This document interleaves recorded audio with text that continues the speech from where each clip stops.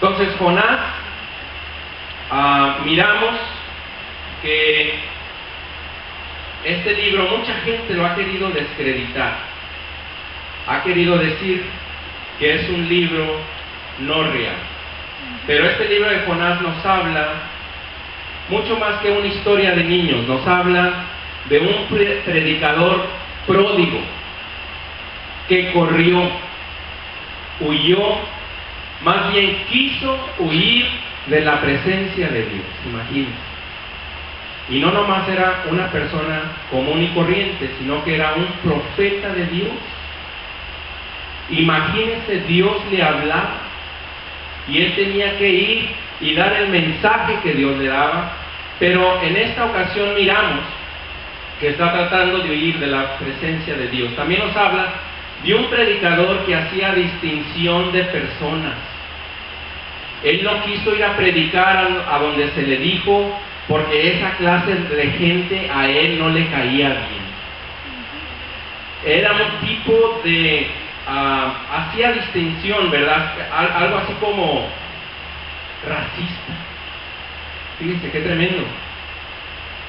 Pienso que este mensaje nos caería bien hoy en la noche, porque nosotros aquí en esta iglesia tenemos un gran trabajo de llenar este lugar.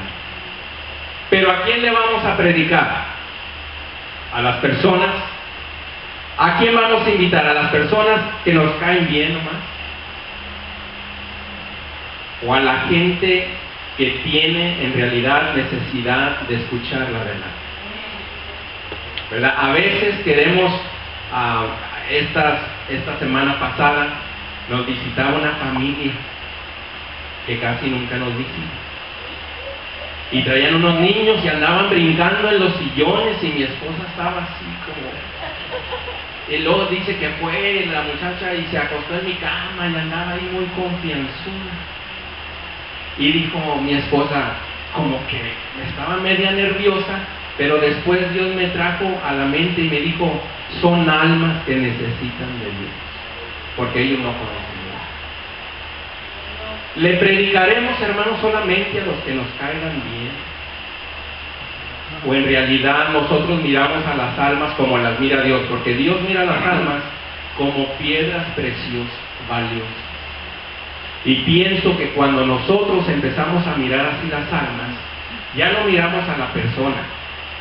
Es más, a los niños ya no los miramos como niños, sino que también los miramos como almas valiosas para Dios.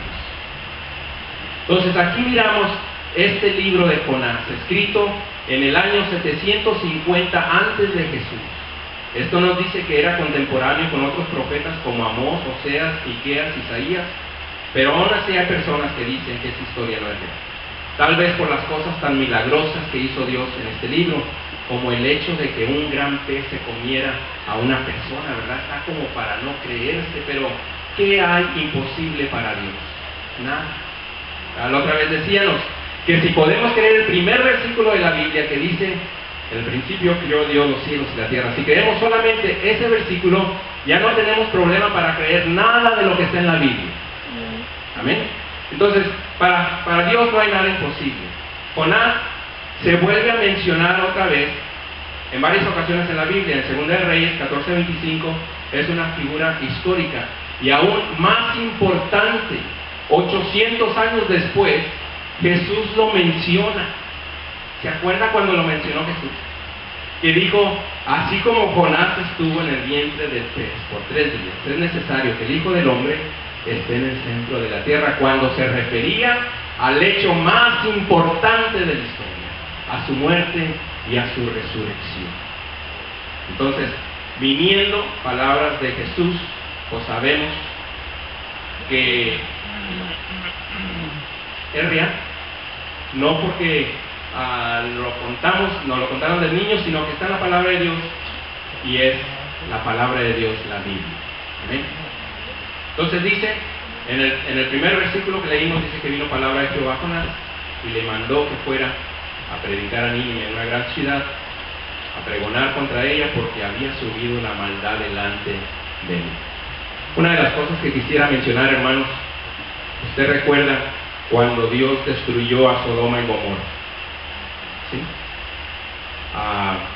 Por la maldad también que había subido. ¿Se acuerda el pecado? Que los hombres ya no cuidaban de las mujeres y las mujeres se metían con las bestias del campo. Era tremendo. Y había hombres con hombres y mujeres con mujeres. Y Jesús mismo: así serán los últimos días, como Sodoma y Gomorra. Yo creo que hoy en estos días estamos peor que en aquellos tiempos. Y el hermano John Hagee, él decía: si Dios no perdonó aquella tierra, aquellos pueblos, ¿qué nos hace pensar que va a tener más tolerancia con este mundo como está? ¿Verdad? Pero en esta ocasión, el pecado de Nínive había llegado hasta la presencia de Dios, y Dios le manda a Jonás para que vaya y predique, ¿verdad? En el capítulo 4 más adelante se dice que había 120,000 seres, niños, que todavía no sabían de su derecha a su izquierda.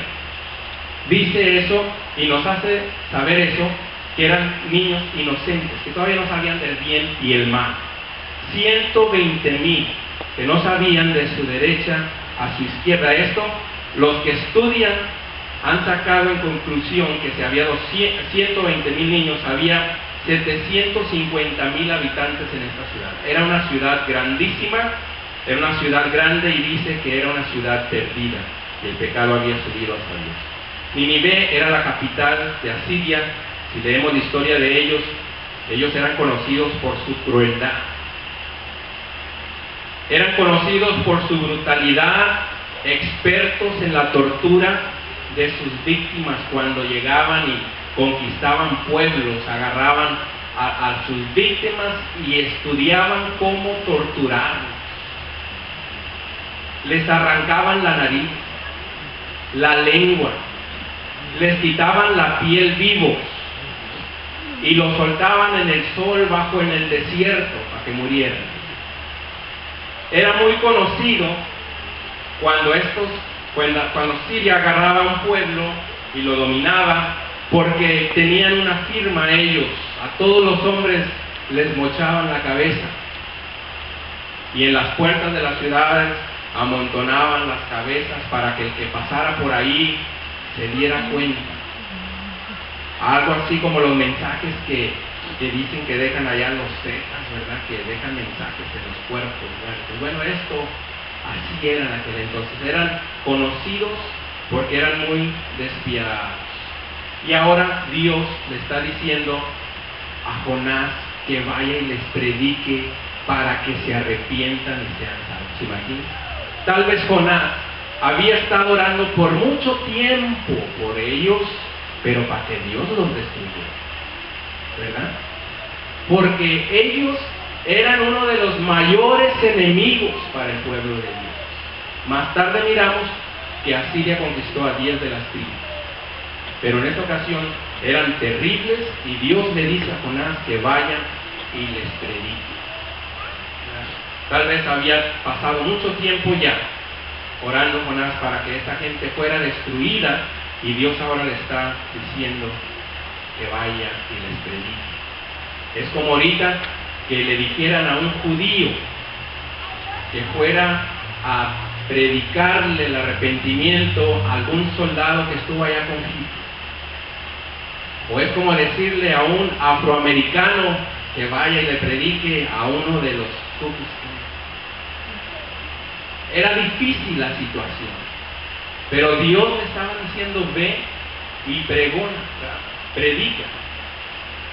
Pero Dios nunca nos da una tarea, hermanos, que no nos dé las fuerzas para llevarla a cabo.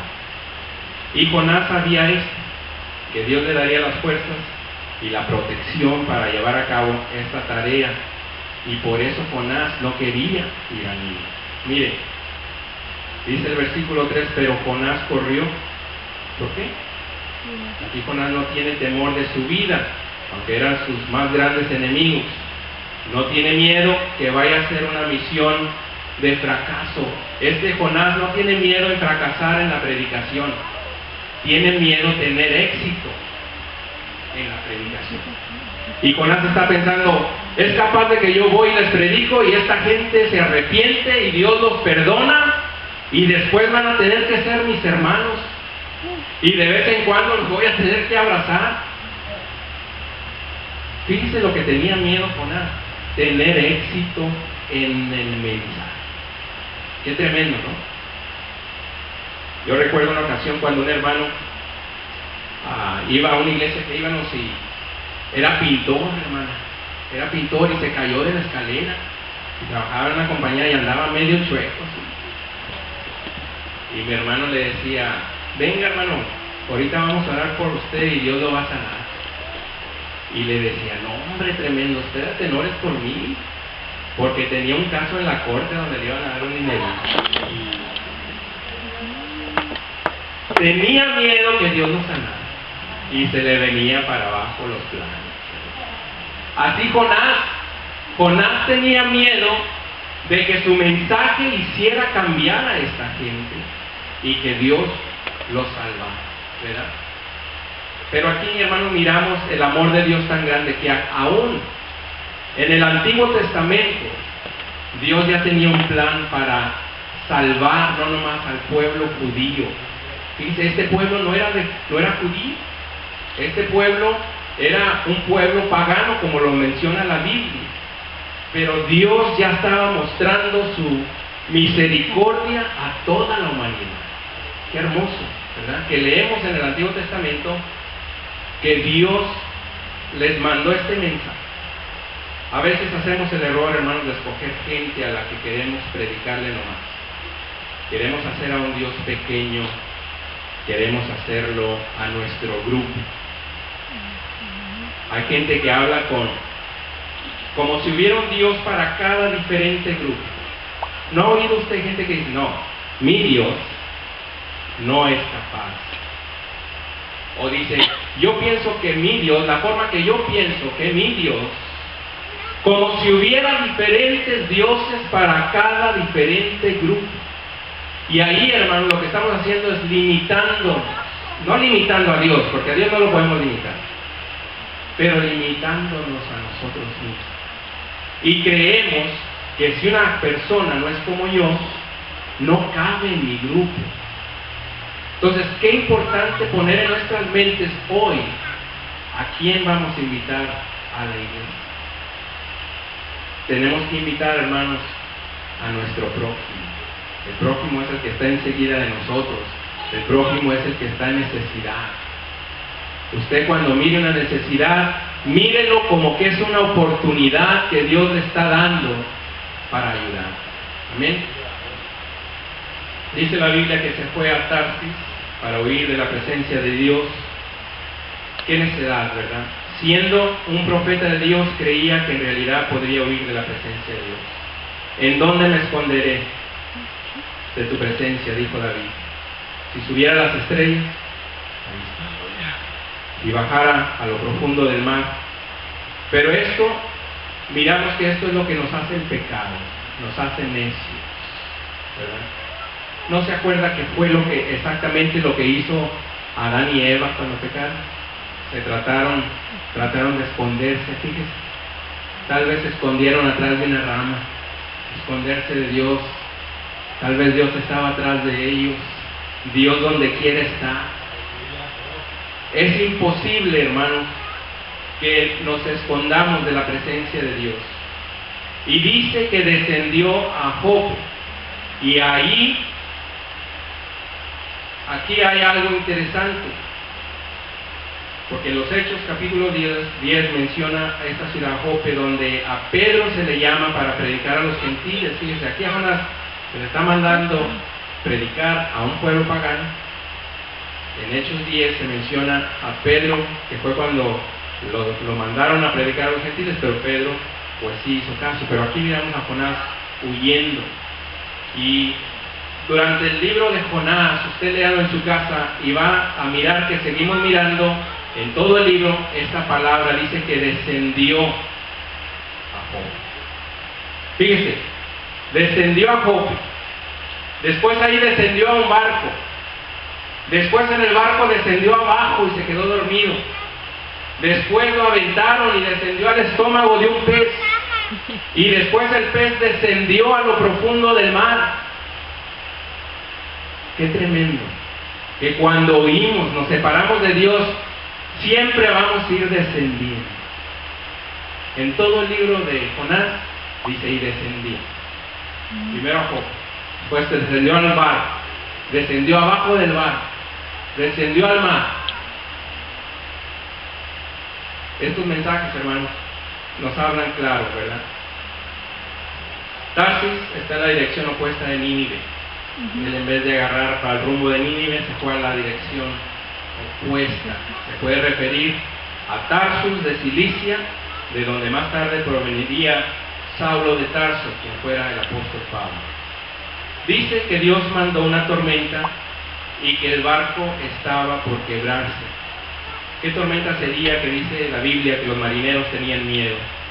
Sabes que es una tormenta tremenda cuando hombres experimentados en el mar temen por sus vidas, ¿verdad? Y dice la Biblia que empezaron a orar a sus dioses y a aventar la carga del barco para alivianarlo, el barco, ¿verdad? Para que no se hundiera, para que no se quebrara. Dice la Biblia, pero Jonás, que descendió a la parte baja del barco, estaba dormido. Imagínense. ¿Cómo es posible que estuviera durmiendo en medio de esta tormenta? Y la Biblia no nos dice, pero sí podemos mirar una foto de cómo está su cuerpo físico dormido. Miramos una foto de lo que era su vida espiritual. Espiritualmente estaba dormido, estaba en una coma, estaba desconectado de Dios. ¿Ven? Dice la Biblia que el capitán vino y lo despertó y le dijo: ¿qué haces, dormilón? ¿Usted no cree que es triste cuando un impío viene y reprende a un hijo de Dios? Fíjense, él era el profeta de Dios y ahora el capitán del barco le está diciendo: ponte a orar. Nosotros ya hemos orado. Tal vez tu Dios tenga misericordia de nosotros. Tremendo, amén. Y los otros marineros, dice la Biblia, que dijeron: echemos suerte para ver por quién nos ha venido esto. Esto nos dice que ellos eran supersticiosos y echaron suerte. Sí, claro, pues cayó sobre Jonás. La Biblia nos dice que el pecado tarde que temprano nos va a alcanzar. Amén. En el versículo 8 dice, lo empiezan a bombardear con preguntas: dinos por qué ha venido esto y qué ocupación tienes tú, le dicen, ¿verdad? Dice, entonces le dijeron ellos: decláranos ahora por qué nos ha venido este mal, qué oficio tienes y de dónde vienes, cuál es tu tierra y de qué pueblo eres. Y él le respondió: soy hebreo, temo a Jehová, Dios de los cielos, que hizo el mar y la tierra. En medio de la tempestad, él les está diciendo: el Dios que hizo este mar es al Dios que yo sigo. Y aquellos hombres temieron sobremanera y le dijeron: ¿por qué has hecho esto? Pues ellos sabían que huía de la presencia de Jehová, pues él se los había declarado. Él les dijo: yo soy profeta de Dios, me ha hablado, me ha mandado a un lugar, pero yo desobedecí. Tal vez estos hombres dijeron: ¿qué estás diciendo? ¿Tu Dios te habla a ti? Claro, porque ellos servían a dioses falsos. Tal vez le dijeron: tu Dios te habla a ti y tú has desobedecido, ¿qué haces? ¿Verdad? Entonces dice, y le respondieron: tomadle. Y bueno, en el 10 dice, y aquellos hombres temieron sobremanera y le dijeron: ¿por qué has hecho esto? El 11 dice, y le dijeron: ¿qué haremos contigo para que el mar se nos aquiete? Porque el mar se iba embraveciendo más y más. Pienso que estos hombres no querían en realidad tirar a Jonás al mar. Era el profeta de Dios. No se puede levantar a alguien contra el hombre de Dios, y ellos tal vez habían escuchado del pueblo de Dios, de los hebreos, del Dios que los hebreos servían, del Dios verdadero. Tal vez le pensaron, dice, Y le respondió: tomadme y echadme al mar, y el mar se os aquietará. Porque yo sé que por mi causa ha venido esta gran tempestad sobre vosotros. Y aquellos hombres trajeron para hacer volver la nave a tierra, mas no pudieron, porque el mar se iba embraveciendo más y más contra ellos. Entonces clamaron a Jehová y dijeron, fíjese, primero oraron a Dios: te rogamos ahora, Jehová, que no perezcamos nosotros por la vida de este hombre, ni ponga sobre nosotros la sangre inocente, porque tú, Jehová, has hecho como has querido. Qué tremendo. Pero tal vez lo que no sabía Jonás es que Dios había preparado a este gran pez, ¿verdad? Y aquí es donde la gente que no conoce a Dios, aquí es donde tienen problemas para entender y para creer. ¿Sí? ¿Cómo prepararía Dios un pez grande? Pues tal vez lo preparó que estuviera ahí justo a tiempo cuando lo aventaron, ¿verdad? Tal vez Dios tiene el poder, hermanos, como para que hubiera preparado un pez grandote que tuviera un sillón adentro para que ahí estuviera Jonás comiendo de esos fish sticks, ¿verdad? Para que estuviera cómodo. Pero no se trataba de eso, ¿verdad? Más adelante usted puede leer la angustia que estaba viviendo Jonás dentro de este pez. Y Dios había preparado este gran pez. Miramos que Jonás no oró en la tempestad, no oró cuando los otros estaban orando, pero en el capítulo 2 empieza diciendo: entonces oró Jonás a Jehová su Dios desde el vientre del pez. Una lección tremenda para nosotros, hermanos. Aquí nos enseña que no importa dónde estemos, en qué situación estemos, qué tan profundo estemos en nuestra maldad, en nuestro pecado, Dios ahí escucha nuestra oración. Claro, tiene que ser una oración sincera. ¿Usted cree que la oración de Jonás era sincera en esa situación? ¿Usted cree que Jonás tuvo tiempo o tuvo oportunidad de hincarse adentro de la bahía? En una ocasión estaban alegando unos hombres que cuál sería la posición mejor para orar. Y uno dijo, bueno, pues poniendo las manos así. Otro decía, no, hincado. Otro decía, no, postrado en el piso. Y los oyó alguien y dijo, pobres, el día que caigan en una noria con la cabeza para abajo, ahí van a estar en problemas, porque no van a hallar la posición que ellos creen que necesitan estar para que Dios los escuche. Pero la posición es la del corazón. Es como debe estar la posición del corazón con Dios para que nos escuche. ¿Amén? Jonás en su angustia. Fíjese, el capítulo 12 es bien corto, pero nos explica lo que estaba pasando adentro del pez. Dice, entonces oró Jonás a Jehová, su Dios, desde el vientre del pez, y dijo, invoqué en mi angustia a Jehová, y él me oyó, desde el seno del Seol clamé, y mi voz oíste. Me echaste a lo profundo en medio de los mares, y me rodeó la corriente. Todas las ondas y todas las olas pasaron sobre mí. Entonces dije, desechado soy de delante de tus ojos, mas aún veré tu santo templo. Las aguas me rodearon hasta el alma, rodeando el abismo. El alga se enredó en mi cabeza. Descendí a los cimientos de los montes. La tierra se echó sus cerrojos sobre mí para siempre. Mas tú sacaste mi vida de la sepultura, oh Jehová, Dios mío. Cuando mi alma desfallecía en mí, me acordé de Jehová, y mi oración llegó hasta ti en tu santo templo. Los que siguen Vanidades ilusorias, su misericordia abandonan. Mas yo con voz de alabanza te ofreceré sacrificios. Ahí hace pacto Jonás con Dios. Dice, pagaré lo que prometí, las salvaciones de Jehová. Y mandó Jehová al pez y vomitó a Jonás en tierra. Qué tremendo. Y ahora miramos a un Jonás arrepentido.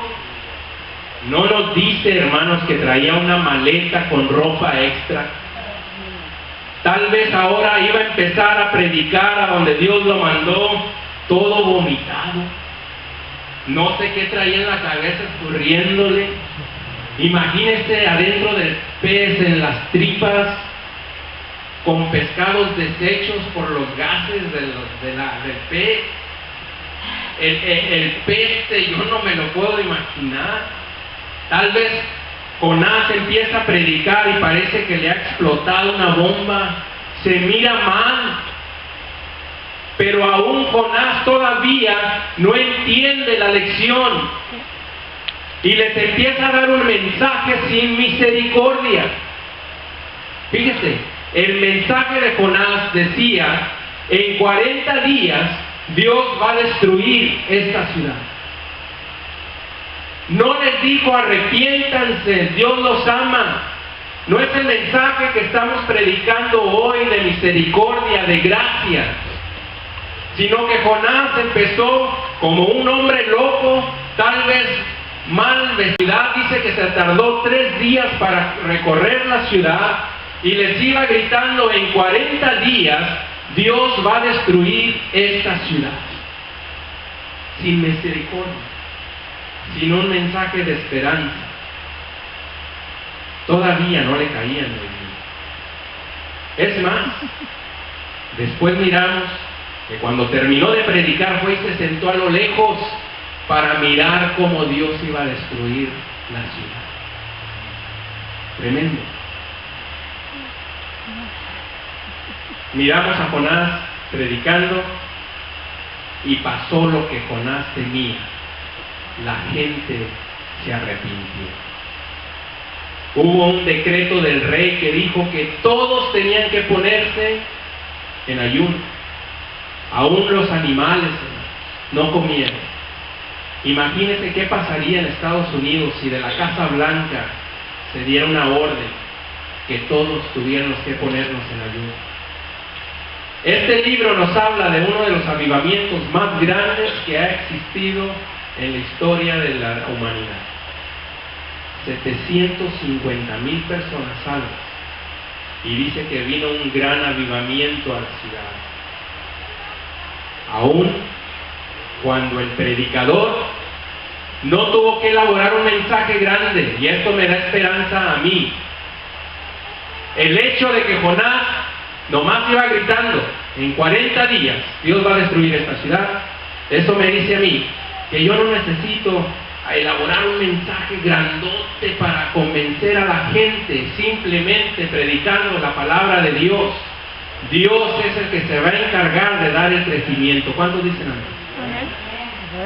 En ocasiones nos desvelamos, nos preocupamos qué vamos a hablar, pero yo siempre he dicho que si nos pegamos a la palabra de Dios, nosotros se nos ha mandado a tirar la semilla, a sembrar, y Dios va a dar el crecimiento. ¿Cuántos dicen amén? Hermanos, tenemos mucho trabajo. Mucho trabajo. Miren, no se le haga raro que aquí en esta iglesia no esté llena. Hay muchas iglesias que batallan con gente que no se quiere comprometer. ¿Se fijó cómo estaba llena la iglesia en la mañana? Como que nos anima, ¿verdad? Como que nos sentimos que Dios está haciendo algo. Pero aún falta el compromiso de la gente que se quiera comprometer en hacer más grande el reino de Dios. Tenemos tanto trabajo y que nunca caiga en nuestros brazos nuestra alegría de mirar gente nueva venir por esas puertas. Yo quisiera, hermanos, que comenzáramos una campaña, y no una campaña con un predicador, no, una campaña de invitar gente, de planear algo, estrategias, platicar, hermanos, nosotros juntos y decir cómo es que podemos hacer que la gente entre para que oiga la verdad. En estos días ya no tenemos, sí podemos, pero ya no tenemos que predicar en las calles. Aunque sabemos que Estados Unidos, hermanos, está perdido tal vez como esa ciudad, Nínive. Se dice que Estados Unidos pues fue fundado en principios bíblicos. Pero hoy en día esos principios bíblicos pues se han perdido, ¿verdad? Con tanta razón Estados Unidos es el país más rico del mundo, porque se fundó en principios bíblicos, porque hemos ayudado a Israel, al pueblo de Dios, comparado con países como Egipto, que tiene 4,000, 5,000 años, 6,000 años, no sé. Estados Unidos 230. Y miramos a Egipto y todavía andan en camellos y en chanclas. Nunca avanzaron porque son enemigos del pueblo de Dios.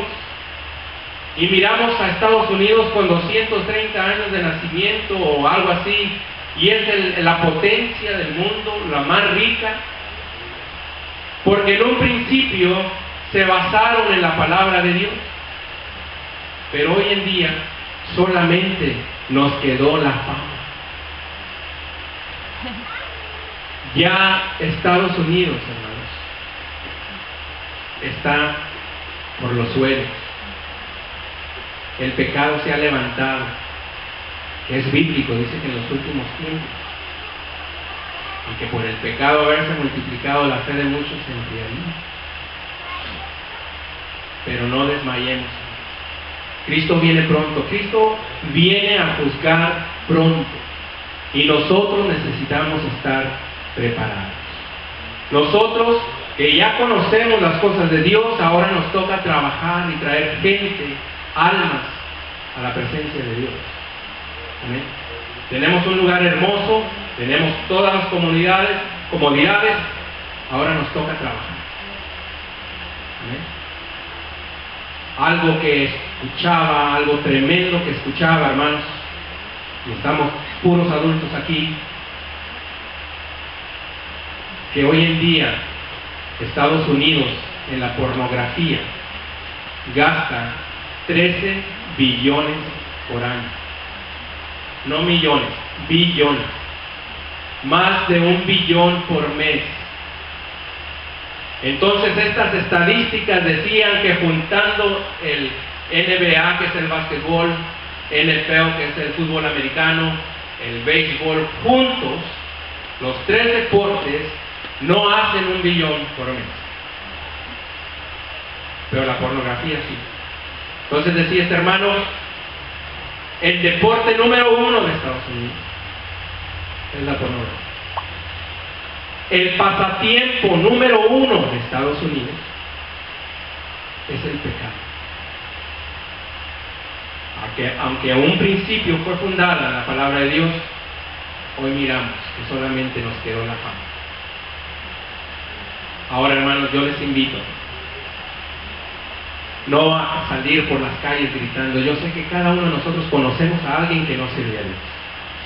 Yo estoy seguro que nosotros, cada uno de nosotros, tenemos familiares que no conocen de Dios. ¿Qué será? ¿Cómo le iremos a hacer? No sé. Pero yo en esta noche les quiero retar, les quiero invitar a empezar ya este domingo que viene. Qué bonito sería que cada uno de los que estemos aquí trajéramos a un amigo. Tenemos que empezar. Es urgente, es una emergencia. Es urgente que le hablemos a nuestros amigos y a nuestros familiares que hay una esperanza. A donde quiera que volteemos, ahí hay necesidad. Con cualquier persona que platiquemos, yo no sé qué tiene mi esposa, pero cualquier persona que se le arrima y empieza a platicar, oiga, le empieza a dar las Y dice mi esposa, yo no sé qué tengo. Le digo, pues Dios te las pone. Es uno por cada vez que alguien, hermano, se le arrime a platicarle a usted, es una oportunidad. Usted debe de decirle que hay una esperanza. El miércoles decíamos que nuestra predicación más poderosa es nuestro testimonio. Porque hay personas que dicen, yo soy nuevo, apenas tengo 7 años en el Evangelio. 7 años. 7 años es bastante. La Biblia nos habla de aquel endemoniado gadareno que quería seguir a Jesús después de que Jesús lo sanó. Y Jesús le dijo, no, ve y di lo que se ha hecho. Entonces, la predicación más poderosa de nosotros es nuestro testimonio. Con eso podemos comenzar. En esta noche, hermanos, yo le invito, yo le reto. Vamos a echarle todas las ganas. Vamos a decidir. Nadie de los que estamos aquí puede decir que él no puede o que ella no puede. Todos somos útiles. Dios tiene un trabajo para cada uno de nosotros. Amén. En esta noche, póngase de pie y vamos a orar. ¿Cómo ves si pasamos aquí al altar y le pedimos a Dios que Él nos guíe, que Él nos dirija en cómo? Dios va a poner en su corazón, Dios va a empezar a poner gente que va a venir a usted, tal vez así, tan derecho así, como que va a venir gente y le va a decir, oye, estoy buscando una iglesia. Y usted va a tener la respuesta. Usted va a tener lo que la gente necesitada necesita. Usted va a tener esa respuesta, amén. Vamos a venir al altar y vamos a pedirle a Dios que Él nos dirija, que Él guíe nuestras vidas. Gracias, Señor. Tú eres bueno.